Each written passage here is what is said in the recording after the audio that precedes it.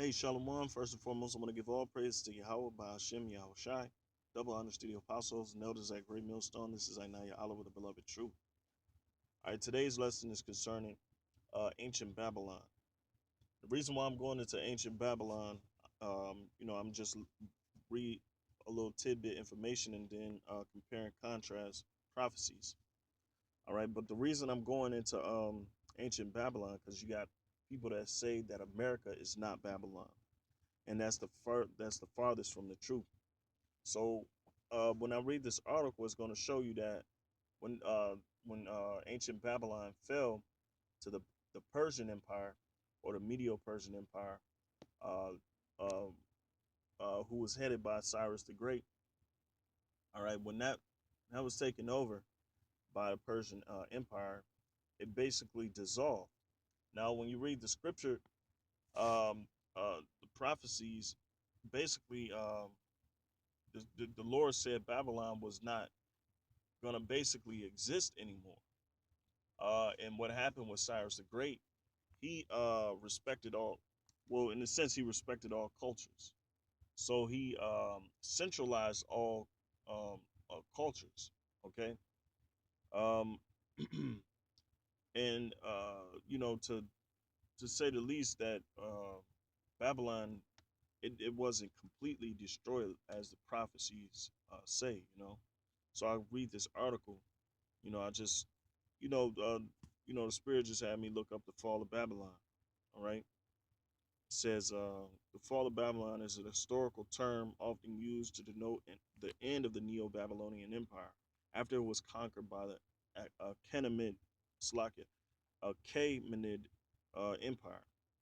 Uh, Nabonidus, okay, son of a Syrian priestess Gupai, came to the throne as king of Babylon in 556 after overthrowing the young king Labashai Marduk. All right, for long periods, he entrusted rule to his son, Prince and Corrigan Belshazzar. All right, and and when you go into the history, if you know about Nebuchadnezzar and the captivity of the Israelites, our people, our ancestors. You know, Babylon, it really didn't cease to exist. It just changed hands, so to speak. You know, a lot of the customs, a lot of the things were still kept. So I'll finish off. It says, who was Belshazzar, who was a capable soldier but a poor politician. All of this left him somewhat unpopular with many of his subjects, particularly the priesthood and military class. To the east, the Achaemenid had empire had been growing in strength in 539 BCE. Cyrus the Great invaded Babylonia, turning it into a colony of Achaemenid Persia. Cyrus then claimed to be the legitimate successor of the ancient Babylonian kings. As it turns out, Cyrus was very popular in Babylon itself, in contrast to Nabonidus. All right, so basically, Cyrus, the Assyrian, I mean, not the Assyrian Empire, but the Persian Empire, basically consumed the Babylonian Empire, and in a sense, the customs and a lot of people um, still basically existed. Now, when you read the scriptures and you go into the scriptures, and it speaks on the downfall of Babylon, uh, we understand that it's if you of understanding, if you're a scholar, it's speaking on parabolic uh, uh, terms. All right, the prophecies are parabolic, so it applies to some. Uh, it applies to an empire that fits the spiritual aspects of Babylon the Great. Okay, all right. So, and I'll start in Jeremiah 50, and the thing is, when you understand, when you go into studying the scriptures, you got to understand.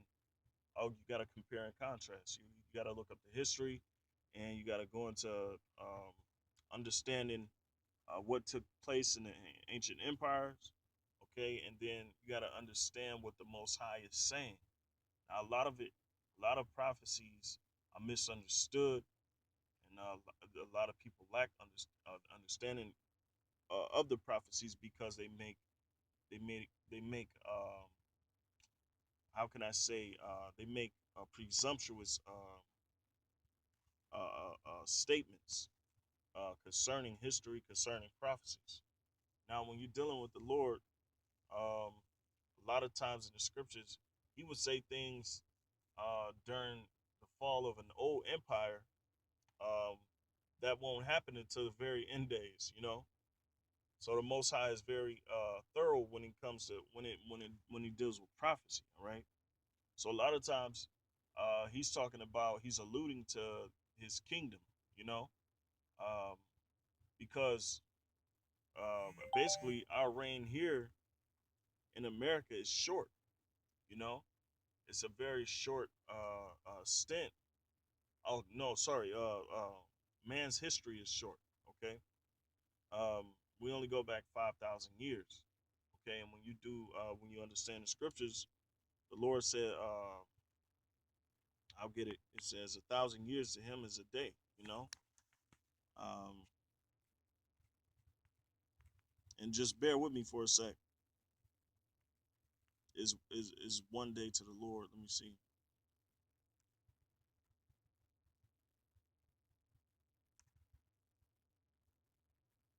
See if I can find it real quick. Here we go. It says, "Beloved," this is Second Peter 3:8.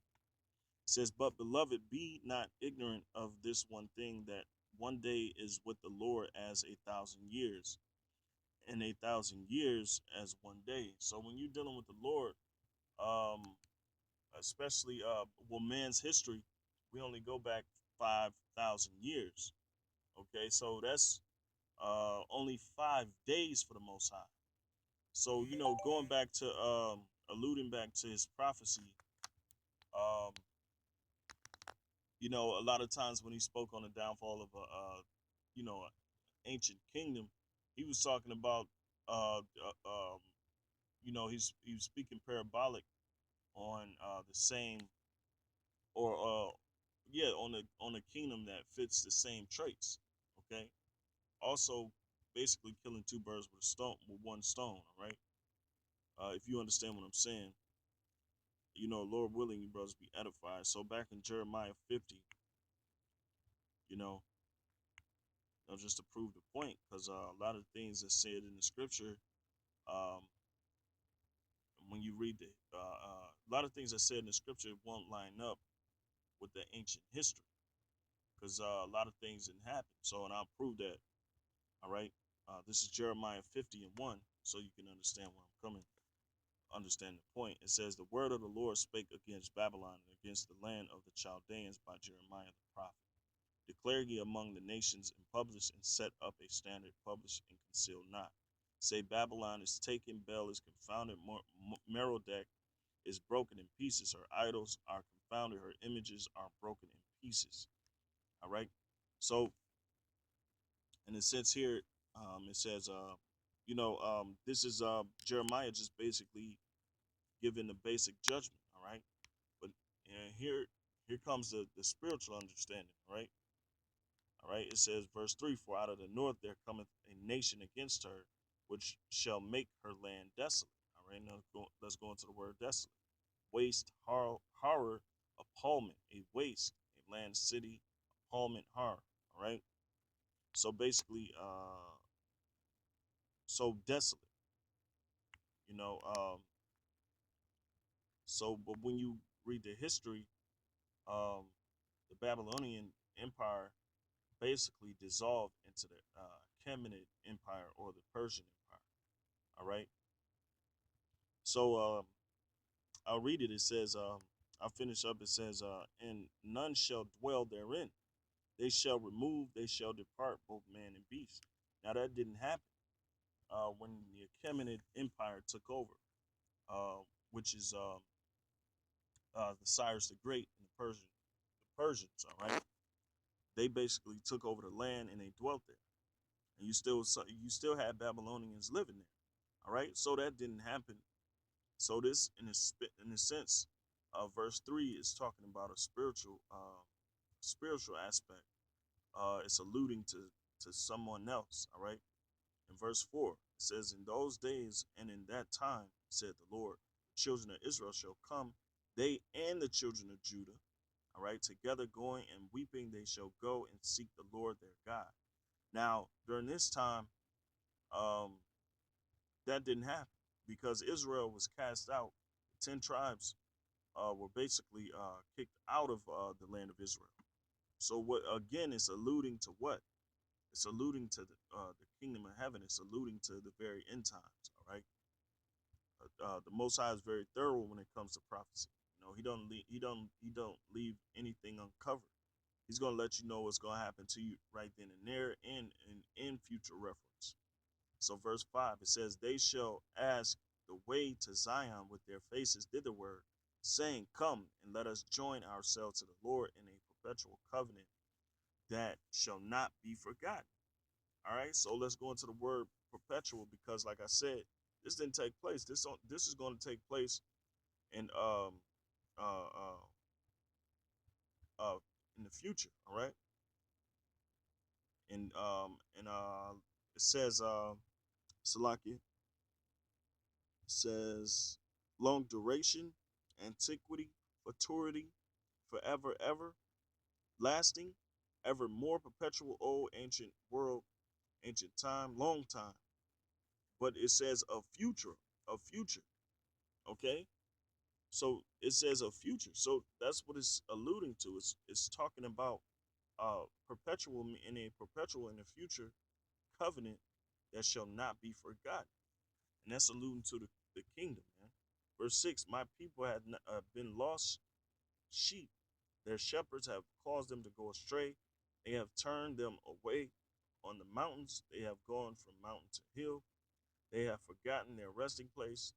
All that found them have devoured them, and their adversaries said, We offend not, because they have sinned against the Lord." All right. Now, when after Cyrus, basically, we were allowed to go back into our homeland. Okay, we were allowed to basically go back home. And when you read into the history, all of us didn't go back home. All right, when you look up our captivities. All right, when we did when diasporas happened, we didn't go back into. Not all of us went back into Jerusalem. Okay, so that you know this right here, like I said, you got to line it up with the history. You know, so it says, "Because they have sinned against the Lord, the habitation of justice, even the Lord." All right, even the Lord, the hope of their fathers. It says, "Remove out of the midst of Babylon and go forth out of the land of the Chaldeans, and be as the he goats before the flocks. For lo, I will raise and cause to come up against Babylon an assembly of great nations from the north country, and they shall set themselves in array against her. From thence she shall be taken. Their arrows shall be as of a mighty expert man. None shall return in vain." Now that did happen when basically the Achaemenid Empire took over or dissolved the Babylonian Empire. All right, which was headed by Nebuchadnezzar and his sons. All right, but and it's also happening again, because a lot of times, and when you deal on the spiritual level, spiritually, you got certain empires that fit the same judgment, or the same things that was happening to other empires, ancient empires. All right. So in other words, you got present empires that fit the description, spiritually fit the description of ancient empires. All right. Verse 10, it says, "In Chaldea shall be a spoil, all that spoil her shall be satisfied, saith the Lord, because ye were glad, because ye rejoiced, O ye destroyers of mine heritage. All right. And there's another point right here, destroyers of mine heritage. Now, they didn't altogether destroy our heritage. We were able to basically keep our heritage. And a lot of us stayed in, some of us, a small number, stayed in Jerusalem, while a lot of us went into captivity in Babylonia. And also under Cyrus the Great, you know. Um, but we were allowed to establish ourselves back into the kingdom. I mean, not the kingdom, but back into Jerusalem. All right, we were allowed to go back after the Persian Mede Empire, right, or the Persian Empire. Okay, it says, but here's another point. It says, "Behold, the hindermost, the hindermost of the nations shall be a wilderness, a dry land, and a desert." All right, that didn't happen at that time. Okay, now it's going to happen when America is destroyed, because America is Babylon, and I'll get the proof on that. Because of the wrath of the Lord, it shall not be inhabited, but it shall be wholly desolate. Every one that goeth by Babylon shall be astonished in his at all her plagues. Now that didn't happen because, like I said before, it was dissolved. All right, it dissolved into the Persian Empire under Cyrus the Great. All right, it says, "Put yourselves in array against Babylon round about, all ye that bend the bow. Shoot at her, spare no arrows, for she hath sinned against the Lord." And that's talking about World War III. Okay, because America's going to be brought into World War III because of the ill, the abominations that it embodies. All right, and the future judgments that it was set on set on America. Okay, in America, of course, it's not going to mention America in ancient, in the ancient world, but it's spiritually pointing towards America. It's spiritually uh, um, embodying America. You know, it's spiritually attached to America. Okay, all right. So, note those points. It was talking about being Babylon being desolate, uninhabitable. And that didn't happen in the ancient world, but it's going to happen now. Okay, Revelation 17:1. Uh, okay, and it says, "And there came one of the seven angels which had the seven vials, and talked with me, saying unto me, Come hither, I will shew unto thee the judgment of the great whore that sitteth upon many waters." Now that's talking about America. All right, America represents the great whore. Okay, and when it says sitteth upon many waters, that is America having military bases all throughout the earth. All right, it has the most military bases strategically set up in different countries. All right, because America rules the world militarily. You know, it says, "With whom the kings of the earth have committed fornication," and that's spiritual fornication. All right, and the inhabitants of the earth have been made drunk with the wine of her fornication. Now, the fornication is the the idol worship. All right, they don't worship the Most High. They don't reverence the Most High. Um, like certain kings, they reverence the Most High and they did whatever the Most High told them to. Like Cyrus the Great. Okay, um, he was called the Anointed. In the scriptures, I forget what I think it's in Isaiah, but I'm not sure. But I know he was called the Anointed. The Most High basically put the Spirit on him to what to basically uh, give us the leave to go back into our homeland. All right, but you know, America doesn't reverence the Most High. You know, they reverence Satan. All right, and I'll read this. It says, "Of the earth have been drunk with the wine, which is the philosophy of her fornication." All right, of her idolatry. All right, so the philosophies of her idolatry. Verse 3, it says, "So he carried me away in the spirit into the wilderness, and I saw a woman sit upon a scarlet beast, a colored beast, full of names of blasphemy, having 7 heads and 10 horns. And the woman was arrayed in purple and scarlet, and decked with gold and precious stones and pearls, and having a golden cup in her hand, full of abominations and filthiness of her fornication. And that's America. That's the delicacies of America that the American society that they enjoy on a daily basis. America's materially rich. Okay, a lot of people don't have to really want for anything. They have more than they need, so to speak. You know, you know. Examples being, man, they have the greatest conveniences, man. They can let me see, unemployment. They can sit on their asses and collect unemployment.